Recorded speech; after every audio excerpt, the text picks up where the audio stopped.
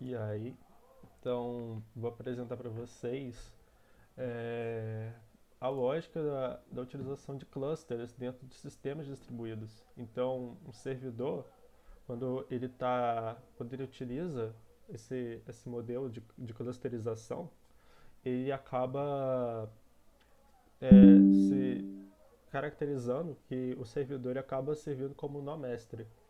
E esse nó mestre ele acaba tendo outros é, computadores que vão estar auxiliando nele da realização da tarefa. Ou seja, os outros computadores que realizam uma tarefa, uma determinada tarefa, enquanto o nosso servidor mestre ele só é responsável pela distribuição dessa mesma tarefa entre suas partes.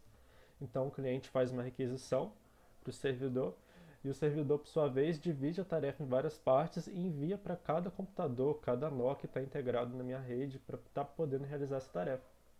E depois que eles realizam a tarefa, eles enviam a tarefa pronta para o servidor, ele junta a resposta e envia no formato ideal para o cliente.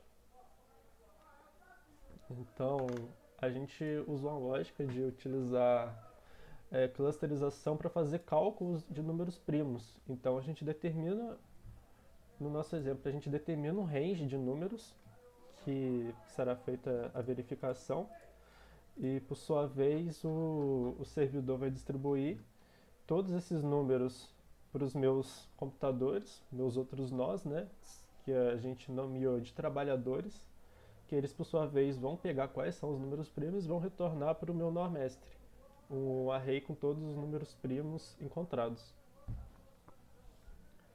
Então, vou mostrar para vocês o exemplo da aplicação funcionando. Nesse exemplo, a gente inicia o servidor primeiro. Aqui eu determino a quantidade de trabalhadores, que seriam os nós ligados ao meu servidor, os outros computadores que vão estar processando a tarefa. Vou colocar por exemplo, 3. E eu inicio cada worker separadamente.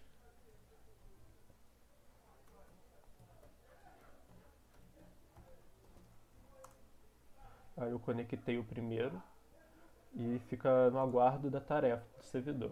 Se eu abro o servidor, ele mostra aqui o output.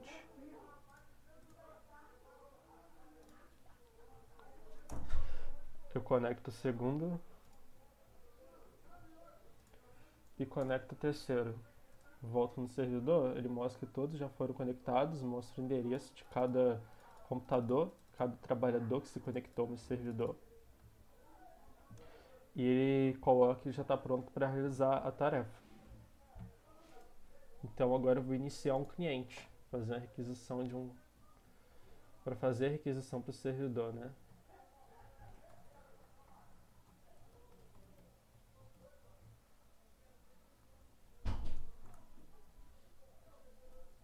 Opa, agora sim.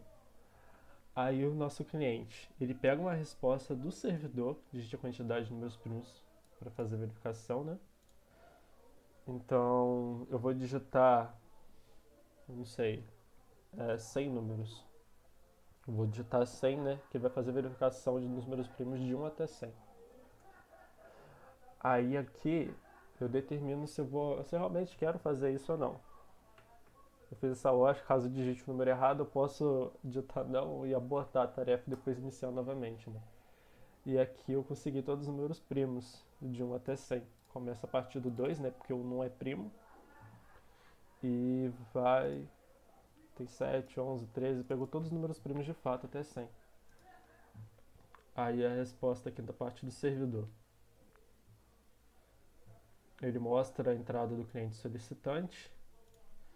O cliente pediu o cálculo dos números primos de 1 até 100.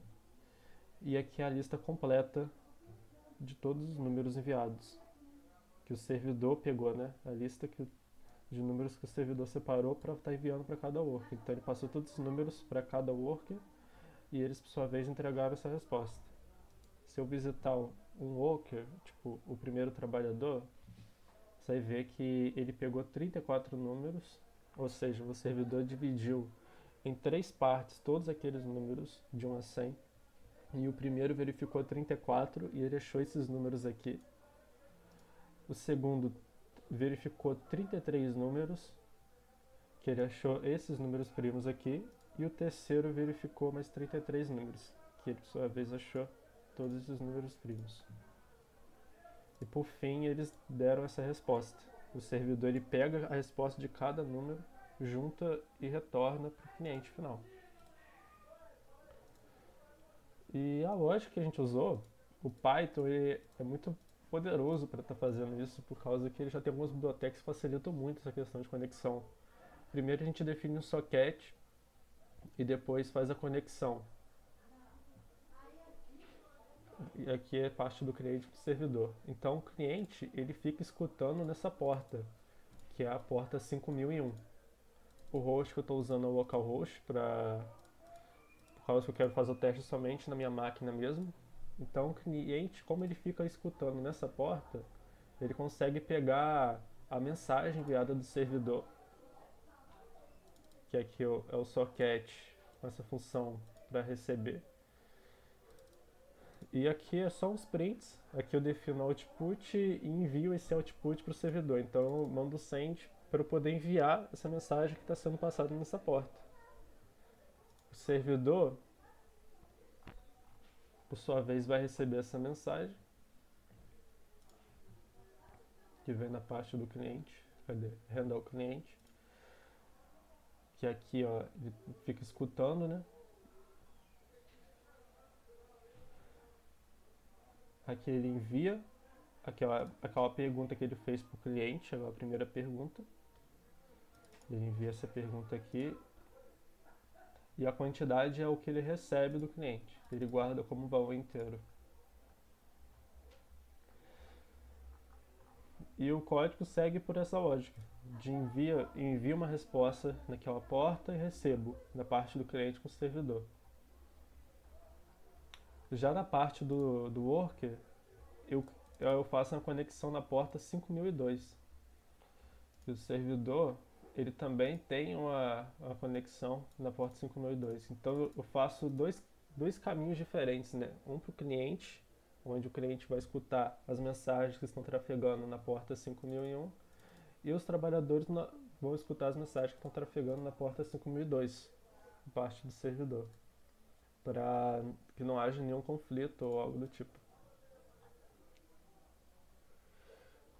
Aí, basicamente, na parte do servidor, para poder dividir as tarefas de forma igualitária, a gente usa essa função aqui, split data, que é uma função que ela consegue dividir em partes quase iguais, por causa que eu faço uma divisão exata pelo tamanho do valor que eu estou recebendo do meu cliente, né?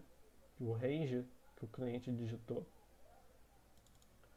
E eu faço um módulo aqui também para guardar o resto. E com base nesse resto, eu sempre vou somar ao primeiro do. Eu sempre vou adicionar no final o resultado do módulo, caso ele seja maior do que o número de partes. E caso não, vai ser zero. É uma lógica para que sempre no primeiro, caso a divisão não seja exata, eu comece com a quantidade, por exemplo, eu dividi 33, T3, T3, né? Que dá 99 no array de 100. Então, como ficou faltando um, esse um que seria o meu resto, eu vou adicionar do meu primeiro array, na quantidade de elementos do meu primeiro array que eu vou passar para o meu primeiro worker. Então, aqui esse resultado a gente adiciona, né? Faz um split dele e adiciona para esse worker.